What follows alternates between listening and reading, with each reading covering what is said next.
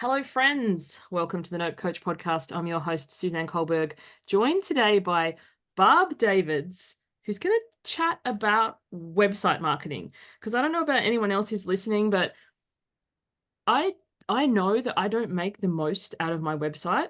And I know early in business, I could do a whole episode, I probably have, about getting a website too soon, then not really doing anything with it, then having total website shame. Anyway, I'm at a place now where I'm absolutely loving my website. And when I came across Barb, she says she has these 5 steps to get more website traffic. And I'm like, okay, I'm going to send you a message. And you sound like fun. So welcome to the show. I Thank guess you. my first question, I'm trying to work out, where to start with this. When you come across people, what tips or suggestions or do your people have the website shame, or they're not making the most of it, or I guess this is your arena. I'll hand that over to you. Yeah. So a lot of the times when people come to me, it's that they built their website and it's been up for a little while, but it really isn't pulling in the traffic that they expected that it would. So a lot of people think they just put up a website and then it's supposed to just happen, like that cliche, build it and they will come. But it doesn't quite happen like that. So you have to do things to your website in order for Google to find it. You also have to market your website, just like you would market yourself, to let people know that your website's there. So I specialize in organic traffic and content marketing. So basically organic traffic is just so that you don't have to pay for the traffic that you're getting. You don't have to pay for Google ads. You don't have to pay for social ads. You are working to make your website get found in Google. Um, we don't have to touch on the AI side of things yet. I think it's a little too soon maybe for that piece. So if people are looking to get more website traffic, what we'll talk about today actually does lend itself still. The framework still is the same strategy for getting found in these newfangled things like Perplexity and all this other stuff too. So for the general baseline of it. I love how you brought attention. Your Field of Dreams has got a lot to answer for. Build it and they will come. But Yeah. I just want it for anyone listening. It's not uncommon. I know I sure did. I thought that you just built the website and then that was it. You put it off into the ether and next thing you know, you're an overnight success and the money's just coming in. And I think some people market it that way. They have Yeah. this overnight success. They don't tell you, how many years are in the making. Yeah. Or, so don't feel bad or embarrassed or silly or anything if that's what you thought would happen. Because I think so many people, you think, and also too, when you do launch a website, you spend many an hour going over the copy and the photos and the colors and the layout and the format. And so by the time you do publish it, for you spent so much time and energy on this thing, and you know it backwards, forwards, inside out. And then when suddenly people are just like not really that interested, it's like when you get a new haircut or you use a brand new pair of shoes or something, you're like, look like the duck's guts. And everyone's like, there's something different about you, if they even notice at all. So I Yeah. just want to bring attention to the fact that it's not uncommon to, spend all this time, energy, money, space, putting this thing together and then be like, oh, now I actually need to tell people about it. Yeah, exactly. I have to ask you, did you say duck's guts? You've never heard that one? No, I've never heard that one. That's a good one. Okay, so where does that come from? Do you know? I don't know. I'm guessing they're Australianisms, and people love to listen to my show just for new ones. So I'm gonna have to add that to my Yeah, list of things. But it's just kind of like definitely. something awesome, something amazing. Like this is the duck's guts. Which But seems a little bit ironic considering duck's guts don't seem awesome to me. well, Like, there's so many phrases that when you think about it are really kind of gross. Like I said to my person who helps me with my website, English is her third language. She lives in Germany. And I said I wanted to spitball something with her last week. Do yeah, you know that one? yeah, yeah. Yeah. So like she was like, what does that mean? That sounds really disgusting. And I was Oh, like, it does, doesn't it it? does. A lot of these phrases that you just use, if you actually had Yeah, never heard them before and had no frame of reference, you'd be like, that's bad or that's yeah, gross. But yep, we just tend to use them. Or keep yeah, your eyes peeled. That's another one. It's like, have you ever actually yeah. thought about that? That's horrible. That's a good point. Okay, there's a whole category of bad euphemism. I can't even say the word, whatever. Yes, yes. So back to the point, and I love how Yeah. you focus on organic Hmm. because I remember someone saying to me once, like, if if nobody's interested or converting or buying or looking or whatever language you want to use, throwing money at it isn't necessarily going to help. So Mhm. I think a lot of people go too quick into, and it's not knocking those of you listening who do ads or that's your business. We're not knocking that. There is a place for that. But I Mhm. remember someone saying to me that ads is like adding gasoline to a fire. It's like you need the burn and then it goes woof, as opposed to adding gasoline to a ghost town. Right, so right. so the people listening, okay, they have a website, they've Yep. put it out there, it's not really getting much traffic. Where would you Yep. recommend that they start?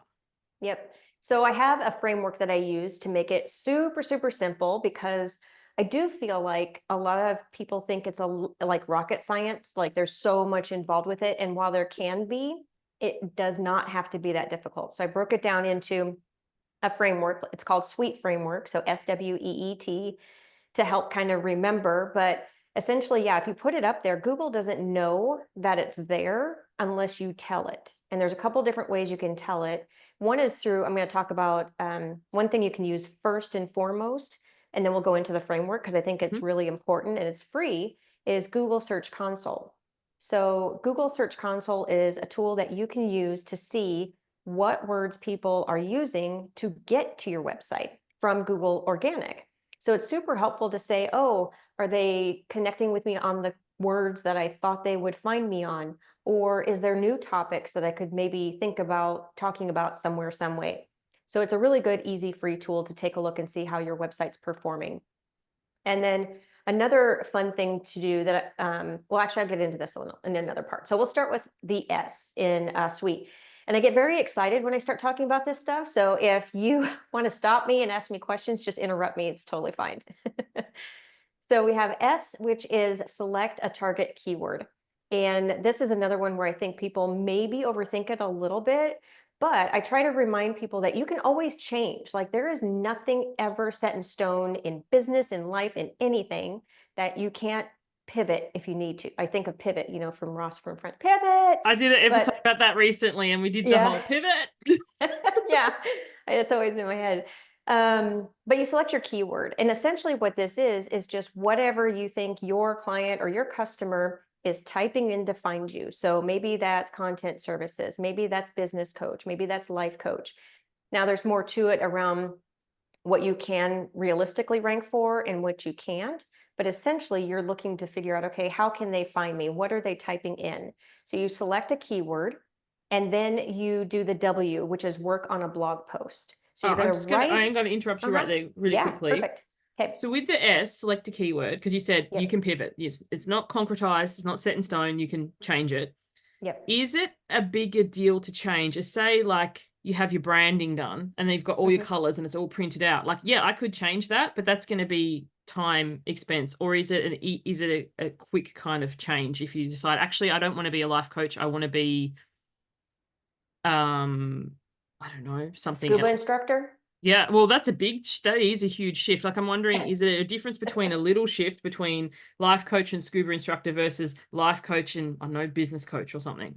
Yeah, it is a big, huge change if you completely change over. So you have, because you're going to change your website, right? You're going to change all the words on it. You're going to change the images. So what you're selling and what you're putting the words on the page, Google can see all that.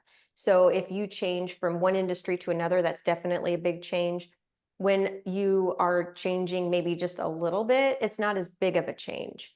And I think where even like I'm talking about necessarily a blog post, because if you just put up your website and don't put anything else with it. Let's say you have your service page, your about page, your contact page, and your service pages are great, right? There's a lot of content on there. There's a lot of information. But if you don't have other things that can get in front of Google, what's to say that Google wants to pick your service page over, say, somebody else who's doing the same thing that has been doing blogging for 3 years?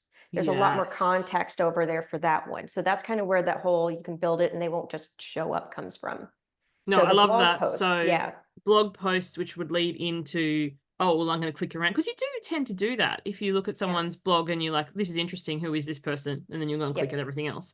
And is right. that the same? So say you personally don't want to have a blog for whatever reason, but you guest blog for like Elephant Journal, Tiny Buddha, and they give you that backlink to your website. Mhm. Is that as useful or is that, Yes. you know, Okay. Yep, that's just another method of doing SEO basically, or doing organic traffic. It's obviously a little bit harder because it's fragmented out, but over time that definitely adds up and does make a big difference. You have more control over like your website, because sometimes those backlinks don't necessarily give you as much oomph Mm. as maybe you would with your own. I guess it's kind of all together. Like no one thing really makes a difference.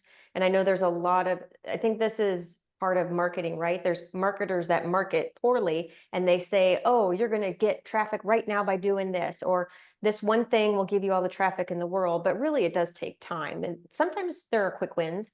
But for the most part, it's kind of like stacking on top of each other, and it's more sustainable this way because let's say you do a blog post today, that blog post is still there 3 years from now. You might want to refresh it, but for the most part, it's still there pulling in traffic, ideally. And I think that's the thing that a lot of people overlook, especially in the social media like Facebook, Instagram, TikTok, what's the new thing, Threads kind of age. The Hmm. half-life of one of those posts is like 3 hours. Like if you post it on Instagram and then tomorrow it's forgotten. Whereas, as you said, if you write a blog or do a podcast or something with a longer, like a much longer shelf life, and then Hmm. people are still finding it based on what they're searching for, that Hmm. one piece of content, but not to overthink it and never put it out there, because sometimes people put a lot of pressure. But I love how you said these are bricks, as in you're building Hmm. a house, a foundation, a castle, whatever floats your boat, as opposed to like, I'm putting so much pressure on this one piece that I never actually hit publish. Because I see a lot of people doing that too. It's kind of like polish, refine, polish, refine. And as you said, that blog post can be edited, can be changed. The Hmm. S, the keyword that you've selected, can be changed. None of these things are like you're carving it into the stone forevermore. Hmm. So cool. That's awesome. Thank you. So I Yeah, interrupted you. yeah. We're moving on to W. That's okay. That's all good. So we have W, which is work on a blog post. And there is, so blog posts, like for example, one of my clients had a blog post and it was, I forget when it was written, like 2017 or 18 or something like that. And then we refreshed it a couple years later and it got more leads, more traffic. And so that thing has been out there for what, 5 to 7 years now, Mm. and it's still bringing in leads. So working on a good blog post with one of those keywords or one of those topics, if you get the if you really think about what you're selling and you think about the keyword and the topic that you're choosing, that can really last for a long time. So you work on a blog post. And there is, I'm not going to go into all of them, but I'll give you the main ideas of what you should look for in a blog post, because I actually have 11 things, but some of those things aren't as relevant for every single page on your website. It's just something to keep in mind. But the big ones are the title of the page, and those are generally like your headline, and those auto-populate the headline of your blog post auto-populates the URL of the page, which is also important. And then also populates the page title, which is the title that you see when you go into Google and you see all the results there. So that's one where you want to make sure to put your keyword. And exact matching can make a difference depending on the phrase that you're using and or the intention. So sometimes you can kind of mix it around, but as close as possible to what people are actually typing in is really good to do. And then there is usually, so there's no, I'm going to splat this. I always say I'm going to splat this. I need to walk around with a disclaimer because all of this is based off of putting everything together, right? And it's at the time of this recording. So the thing I'm going to give is like kind of like a guideline. It's not a specific to do from Google, but it's from like the industry standard that people generally follow. And what that is putting the keyword in like the first 300 words or so, like towards the near top of your page. And then again, maybe every 300 or 400 words. And it is not a requirement. And inherently, you are going to talk about the keyword, but it's just something to check to make sure that you are putting it in there. And then the next question people ask me is, how long does the blog post have to be? And there is no answer. It can be as short or as long as you'd like to answer the question.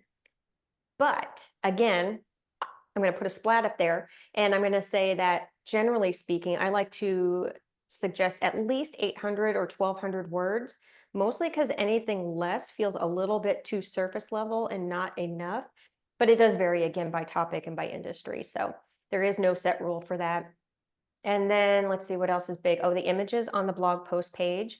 So having something visual to break up the readability, to keep them on there for engagement, but also the images on the page, Google takes a look at that for context of the overall topic again.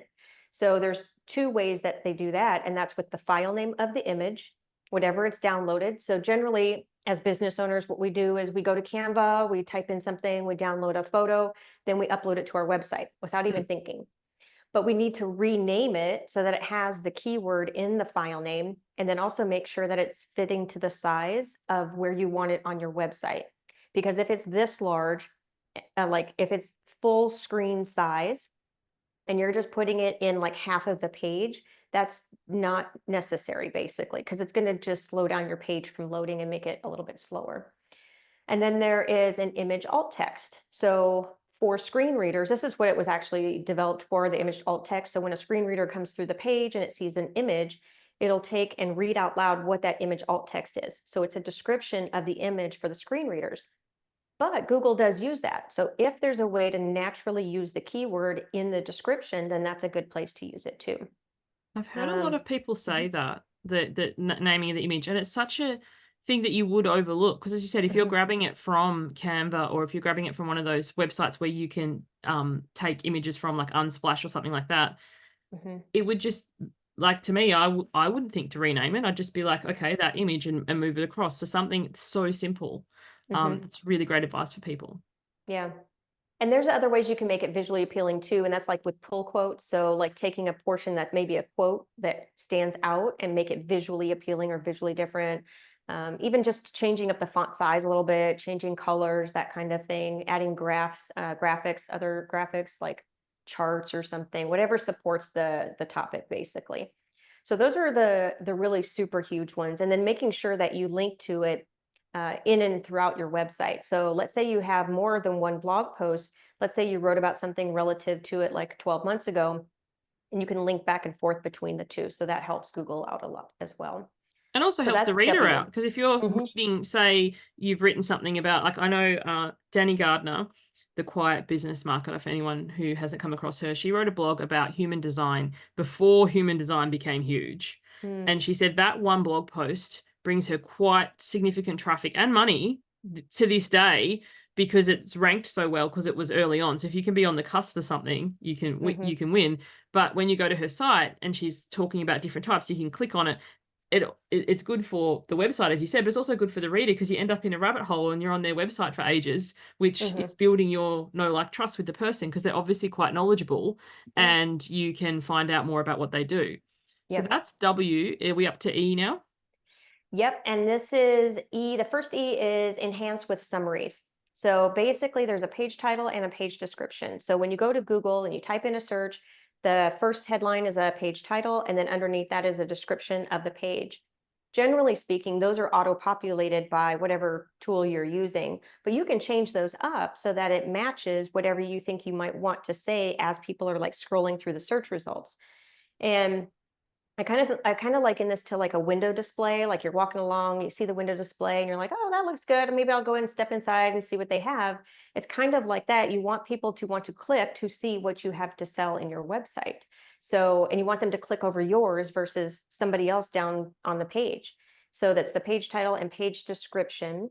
And let's see, what else am I going to say about that? Oh, there's an easy way that you can see what yours looks like now.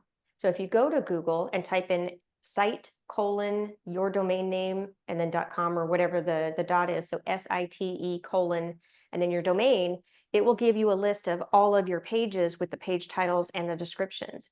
And a lot of the time, what you'll end up seeing is the homepage say homepage instead of like what you sell or what you can offer or how you can help people. So that's one way to change it. And then you can see the descriptions. You want to give them like something to like a call to action. So like I'm not a copywriter, but like something compelling to make them want to click yours over somebody else's basically. So No, I love that. And I love the fact that you mentioned that you can change them because sometimes I'm sure I'm not the only one who does it. Instead of like reinventing the wheel, I will copy another page. But yeah. then what happens is when I paste the link later, the description is for the previous page. And it's Hmm. like, oh, I've got to go in there and update that because otherwise it doesn't make sense. Like if the person's going to the link, like if I'm sending it directly to someone via message or email, 100% Hmm. they, it's a direct thing. But what you're missing out on is if somebody shares it on socials and they don't look at the title because the description auto populates in a little bubble. I don't know what it's called, but you know, when you paste it there and it's like, Yep. this doesn't match that. I spoke to a lady, her name's failing me. She was on the show. She was pivoting. She was the one I had the whole Pivot Ross Friends episode. And when I met her at a networking, and she works with people who are finding love. So she's like a dating without the apps coach. Okay. And so I went to her website. Not that I'm looking to find love. My husband, if you listen to this, don't panic. We've been together 20 years. We still are. But she was awesome. And I thought she'd be great for the podcast. And anyway, her website was all about like business and corporate stuff. Mm. And I was confused. So anyway, when I messaged her, she was in the middle of a pivot and she ended up coming on the show and we recorded about pivoting your business and like a big, as we were talking about, there's a big change, life coach to scuba diver instructor, or, you know, business coach to dating without apps versus Yeah. a little pivot from, say, primary school to high school or, you know, whatever, something like that, still in the same realm. But all of Right. this to say, when you are piecemealing your change, or as I said, when I do it, copying a page because it's more efficient than redoing the whole thing, there's those little things like the description stuff can easily be overlooked. So I love how you said you can have that colon. I have to listen back to it. But so Yep. you can see that, because sometimes too, for anyone listening, these little things you overlook because you spend hours doing all the big things, and then these little changes can net big results. But Mm-hmm. if you're anything like me, it's like, I don't even want to look at this. I don't want to see this again. It's like a typo you can't see when you've read the thing so many times. It just looks right to you, and someone else can Mm-hmm. just give you that little hint that can make a big difference. Yeah, absolutely. So that's SWE. The second E is establish trust. And there's a big deal with Google, and especially now with AI and like all of just helpful content. There's been a bunch of stuff in the search industry about establishing trust and authoritativeness and credibility. Is your website credible to people who are visiting it and to Google? And there's an acronym that they use called EAT. It's EEAT, and it stands for expertise, experience, authoritativeness, and trust. And while they don't specifically tell you what they're looking for, there are ways to establish that. There are signals that you can put on your website. And one of those is in particular on that blog post that you just created, putting an author bio down at the bottom. And a lot of people, I've seen them do a copy paste each time that they do that. But generally speaking, if you're using WordPress and even some other ones, they automatically come up. You just sometimes have to check a box to enable it. But so you only have to do the blog post, and then automatically your system will just add that same bio every time at the bottom. So it puts a face and a name and a human behind it. And then also like the about page is kind of a signal saying, hey, what's this person about, or this business, a contact page. All of your social signals, your links to your social accounts are also signals. Any credibility badges or anything like awards or groups that you're with, that kind of thing. So those are some things that you can do to say that you're trustworthy in a visual way or in a technical way, And basically. would that also be like as featured on? So like people who've done a TEDx Mm-hmm. talk, or people who have, you know, published in other places, they can put as featured on badges. I've seen that before as well. Yep, absolutely. I don't know, you can probably link out to them too, but hopefully those people are linking back to your website, which is another way to say, hey, this person is trustworthy, because the backlinking is a big deal, and it kind of gets a little icky because it's been abused. And that's why stuff changes all the time, because somebody finds a way to abuse it. So some backlinks are good, some backlinks are bad. But if you're getting featured on, probably that's going to be a good backlink. And if you can do that, then Google thinks, oh, that's a good vote for your website. They must be something. So they'll put that in your favor. It's not like it's a tick mark or anything like that, but they'll think about that. Like especially when you're up against some other website in the search results.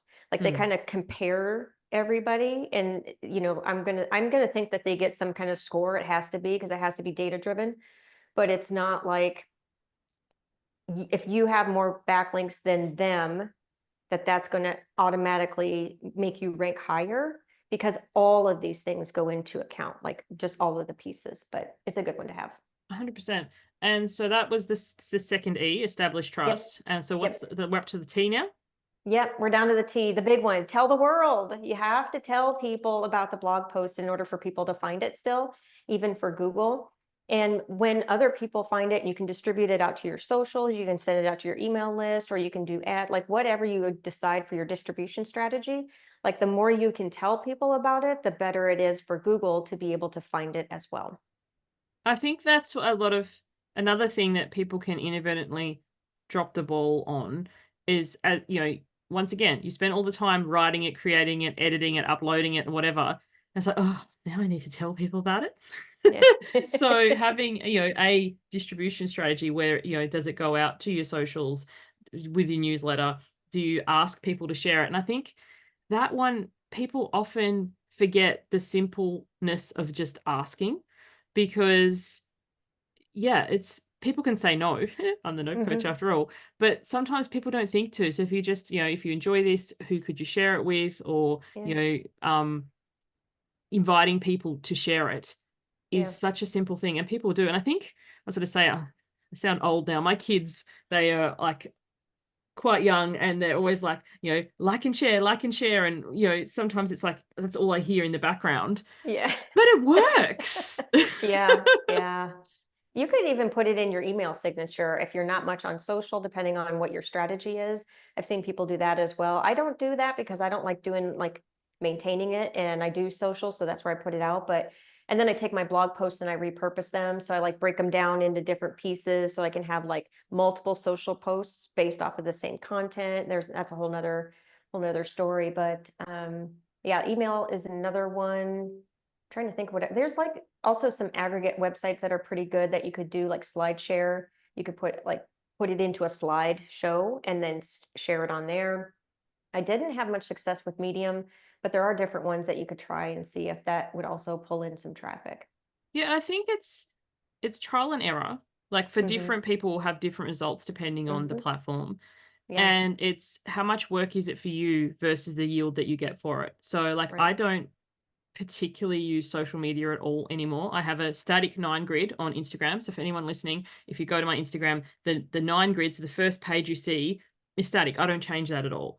But then what I do is I make little reels of my podcast. So the reels grid, which is you're pointed to, so that is uploaded so people can share the reels. So as you said, what ways, the slideshow one sounds cool if you're a blog post writer and you can take segments of it and share it in other platforms. And I have a client who has a great success with Threads. I don't particularly use it. I've got the Mm-hmm. app on my phone. That's about all I can say for it. But she Yeah. takes little quotes or segments from her blog and shares it on Threads. And then, people can go through to there. But ways that, encourage people that feel good for you and that you can track the success of.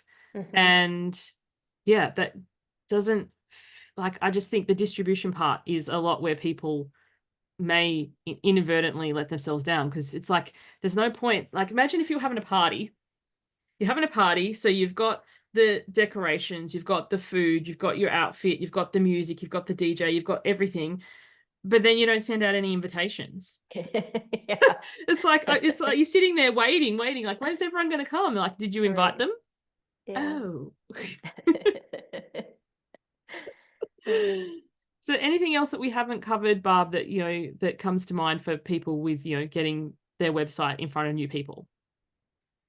I think the only other thing I would add is to track your efforts. So there's tracking code that you can put on there. There's some stuff on my website that you can get to make that super easy. But I think that's one thing that we overlook a lot too, to see if it's working or not. And you can see when people are coming from social and from Google Business Profile or Google Organic, and it's helpful to know where the traffic's coming from so that you know where to spend your time and your resources. So I think that's a big one to, and you don't have to like really know Google Analytics. I mean, you just have to get in there enough to be able to make a couple changes, and then it will, you can set it up in a way that it's not so painful, basically. But that really helps, I think. And I think it's important. I think it's another thing that people may be forget about or drop the ball on distribution and monitoring, checking, tracking, like, the where is it coming from? So the Hmm. person who helps with my website just last month when we were looking at, where is the traffic coming from my website, she's like, what's this women in podcasting thing? And I was like, what do you mean? She goes, oh, there's like 200 or something hits or whatever from this. I was like, oh, I Hmm. was in like, what do you call it? Like a prize thing where they nominate different podcasts and whatever. And they said, so she's like, well, there's a lot of traffic coming from there. So it's like, oh, Yeah. that's interesting to know. Yeah. And yeah, like when you do track in whatever way where your traffic comes from, it can surprise you. Like when people join my newsletter list, first question I ask them is, where did you find me? Not Mhm. everyone answers, about 10% do.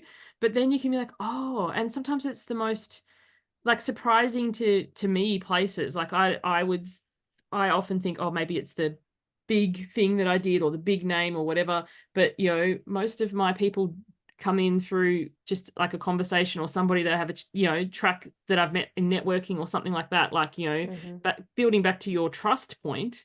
So I think it's, looking at the numbers, and sometimes it can be a bit disheartening, especially in the beginning, because then if the numbers aren't that high, but that's Mhm. another thing too, if you're measuring or tracking that, you can see that little number increase slowly over time, and then Mhm. that is quite, I don't know, it feels good because it's like, oh yeah, you can see the little bits of your efforts are, and then sometimes you will have a big bust. Like I wrote an article that went on Huffington Post that got translated into I don't know how many languages. So for a few months that was quite high, but then I didn't write for them again.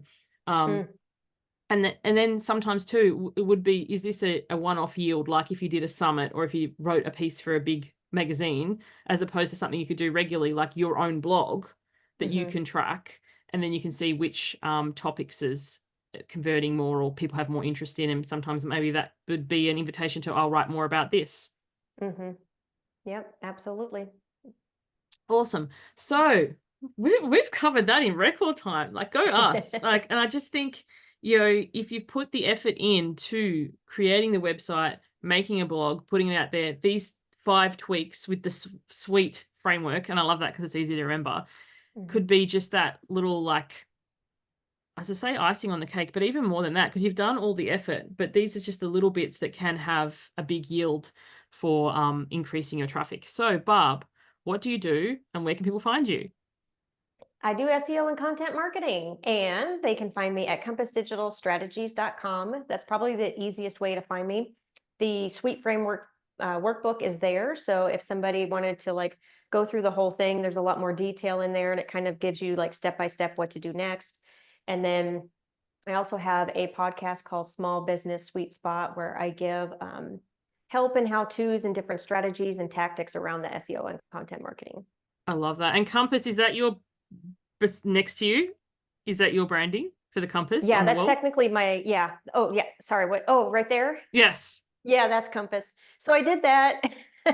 So there's this place called Upstairs Circus in Minneapolis, and I just love that place. So it's like a DIY bar. So basically they give you like projects you can choose from, and there's all kinds of different ones. There's that one. I even made this necklace. It says Unstoppable on it. Oh, that's so And cool. yeah, and they have like a full bar, so you can have drinks while you're there, and you can sit and chat with your friends, and you just sit there for a couple hours and you do like a DIY project. And I tried to do this like collage thing. So it's kind of like with decoupage or whatever, like with magazines, like you That push it is on there with glue. amazing. And Yes.